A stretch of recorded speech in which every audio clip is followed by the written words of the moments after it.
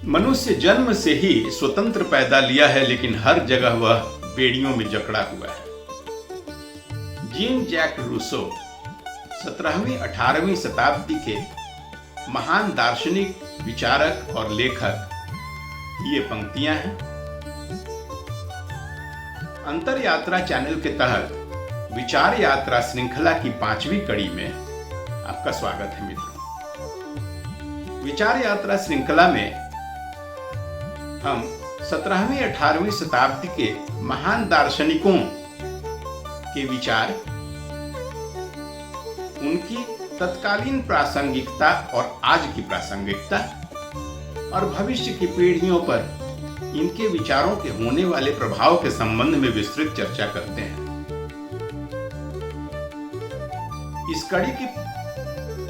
इस श्रृंखला की पहली कड़ी डार्विन, फिर कार्ल मार्क्स, फिर एल्फ्रेड मार्शल और इस तरह से आगे बढ़ते गई है। आप प्लेलिस्ट में देख सकते हैं, जिसकी लिंक मैं विवरणी में प्रस्तुत कर दूंगा। लेकिन आज इस श्रृंखला की 5वीं कड़ी जीन जैक रूसो के संबंध, चलिए विस्तार से समझते हैं। रूसो का जन्म 1712 में स्विट्जरलैंड के जेनेवा शहर में हुआ था, लेकिन कुछ ही दिनों बाद उनकी माताजी का निधन हो गया और वे अकेले पड़ गए। मां के निधन के बाद उनके पिता, जो घड़ीसाज थे, रूसो के शिक्षा पर ध्यान तो देते थे, लेकिन पारिवारिक विवादों और कानूनी झगड़ों के कारण रूसो का प्रारंभिक जीवन अस्थिर ही रहा। किशोरावस्था में तो वे घर छोड़कर पूरे यूरोप में घूमते थे। कभी संगीत सिखाया, कभी कॉपियर बने और कभी नौकर भी। औपचारिक शिक्षा अधूरी ही रही, लेकिन जीवन के अनुभवों ने उन्हें प्रखर और इंटेलिजेंट बना दिया।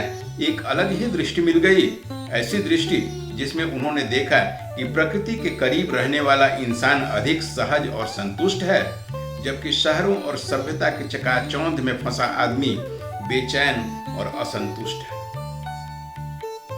रूसो के दर्शन का केंद्र है प्राकृतिक मनुष्य, नेचुरल मैन। उनका मानना था कि मूल रूप से स्वभाववश आदमी दयालु, सरल और स्वतंत्र होता है, लेकिन जरूरतें उनकी सीमित होती है और वह दूसरों के प्रति करुणा का भाव रखते हैं। लेकिन जैसे ही इंसान सभ्यता के ढांचे में ढलता है, निजी संपत्ति, प्रतिस्पर्धा, सामाजिक प्रतिष्ठा, वह ईर्ष्यालु, लोभी और असंतोषी बन जाता है। जैसे गांव में रहने वाला किसान अपने खेत और अपने समुदाय से जुड़ा रहता है, लेकिन जैसे ही उसका बेटा पढ़ लिख कर कॉर्पोरेट कर्मचारी बनता है, महंगी गाड़ी, बढ़ता कर्ज, EMI और दूसरों की तुलना में बेहतर दिखने की चिंता उसे बेचैन और झगड़ालू बना देती है। रूसो ने कहा कि कैसे सभ्यता ने हमें तरक्की तो दी, लेकिन इसने हमारी नैसर्गिक अच्छाई को खो दिया। आज के दौर में increasing consumerism, loan based marketing ads, social media का व्यावसायिक उपयोग इस सिद्धांत का नया चालू उदाहरण है। अपने असली स्वरूप से ज्यादा हम अपने ऑनलाइन स्वरूप पर उलझे रहते हैं और थक जाते हैं। इंडस्ट्रियल रेवोल्यूशन और कैपिटलिज्म के दौर में असमानता पर उन्होंने अपने विचार स्पष्ट रूप से रखे और इनइक्वालिटी को 2 भागों में बांटकर समझाया। पहला नेचुरल इनइक्वालिटी, जो प्रकृति से आती है, उम्र, ताकत, हाइट, इंटेलिजेंट, बुद्धिमत्ता इत्यादि। और दूसरा मोरल और पॉलिटिकल इनइक्वालिटी, जो समाज द्वारा बनाई जाती है, जैसे पद, प्रतिष्ठा, धन, जाति इत्यादि। रूसो के अनुसार नैतिक असमानता की शुरुआत उसी दिन शुरू हो गई जिस दिन जमीन के एक टुकड़े पर कब्जा करके किसी ने कह दिया, यह मेरी है, और दूसरों ने उस पर विश्वास भी कर लिया। यह मेरी है जो वाक्य है, मानव सभ्यता की सबसे ऊंची और सबसे खतरनाक छलांग थी। जमीन और संसाधनों पर नियंत्रण तब से आज तक अधिकांश युद्धों और संघर्षों का कारण रहा है। आज भी साउथ चाइना सी, पैसिफिक सी या अरेबियन सी के ट्रेड रूट्स पर वर्चस्व का प्रश्न पूरे विश्व राजनीति का केंद्र बिंदु है। रेयर अर्थ की लेटेस्ट कंपटीशन। खैर, यह सब हमारा विषय नहीं है, अतः हम लौटकर अपने विचार यात्रा पर आते हैं। रूसो का सबसे प्रसिद्ध सिद्धांत था द सोशल कॉन्ट्रैक्ट। इसमें उन्होंने कहा कि जब लोग एक समाज में रहते हैं तो वे अपनी कुछ व्यक्तिगत स्वतंत्रता त्याग देते हैं ताकि सभी की सामूहिक भलाई हो। लेकिन यह अनुबंध तभी वैध है जब तक सत्ता जन इच्छा के अनुरूप काम करे। यदि सत्ता या सरकार जन इच्छा के विरुद्ध काम करने लगे तो जनता को उसे बदलने का अधिकार होना चाहिए। ये विचार आज के परिप्रेक्ष्य में तो कारगर और प्रासंगिक हैं ही। उस समय के विश्व में जब फ्रांस में जार का राज्य हुआ करता था, फ्रेंच रेवोल्यूशन का प्रेरणा स्रोत बना और आधुनिक लोकतंत्र की आधारशिला भी। इस तरह आज भी हम रूसो की विरासत का आनंद ले रहे हैं। शिक्षा के क्षेत्र में भी रूसो के विचार बड़े क्रांतिकारी थे। सोचिए ना, एक बच्चा खुले मैदान में खेलते दौड़ते रहता है।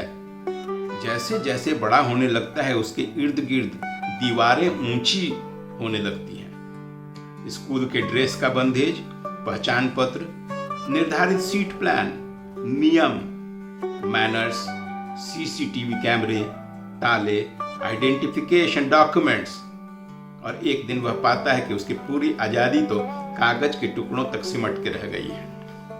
रूसो का कहना था कि स्वतंत्रता होनी चाहिए बच्चों। अपनी पुस्तिका एमिले में उन्होंने शिक्षा दर्शन प्रस्तुत किया है। प्रकृति के करीब बच्चों को रखने की गुजारिश की है और बताया है कि उन्हें स्वयं के अनुभवों से शिक्षा प्राप्त करनी चाहिए, सीखनी चाहिए, समय से पहले सामाजिक बंधनों से नहीं। आज भी यह उतना ही प्रासंगिक है। क्या वे किताबों और कोचिंग से प्राप्त कंटेंट्स का रट्टा मार रहे हैं या जमीन के अनुभवों से खुद सीख रहे हैं? उनके इन विचारों ने जहां फ्रेंच रेवोल्यूशन की वो मशहूर नारा लिबर्टी, इक्वालिटी एंड फ्रेटर्निटी का बुलंद किया नारा, वहीं दूसरी ओर इकोलॉजिकल एंड इन्वायरमेंटल अवेयरनेस, शिक्षा सुधार और रोमांटिसिज्म की आधारशिला भी मजबूती से रखी। आज हम तकनीकी रूप से अधिक उन्नत हैं, लेकिन मानसिक और संवेदनात्मक रूप से असंतुष्ट भी हैं। रूसो ने हमें याद दिलाए कि प्रगति का असली मकसद इंसान को उसके नैसर्गिक, करुणामय और स्वतंत्र स्वरूप से जोड़ना है, न कि उसे और जकड़ने के लिए नई नई बेड़ियों का इजाद करना है। सवाल यह है कि क्या हम फिर से अपने नेचुरल सेल्फ से जुड़ सकते हैं, या हम हमेशा के लिए एआई द्वारा बनाई गई सुनहरी बेड़ियों में ही रहना बेहतर समझते हैं? और इस तरह के मूल सवाल के प्रति आपके जवाब क्या है? क्या हम अपने नेचुरल सेल्फ की तरह बन सकते हैं वापस, या ओवर स्टिमुलेटरी बर्डन्स के अंतर्गत दबते रहेंगे? जहां तकनीकी हमें ढलेगी, हम तकनीकी को नहीं ढालेंगे। विचार यात्रा की आज की कड़ी रूसो के साथ यहीं समाप्त करते हैं मित्रों। कैसी लगी अपने कमेंट जरूर बताइएगा, और अगले शनिवार को 11 बजे आप किस विचार यात्रा, किस महान विचारक के साथ बिताना चाहते हैं, ये भी सुझाव दीजिएगा।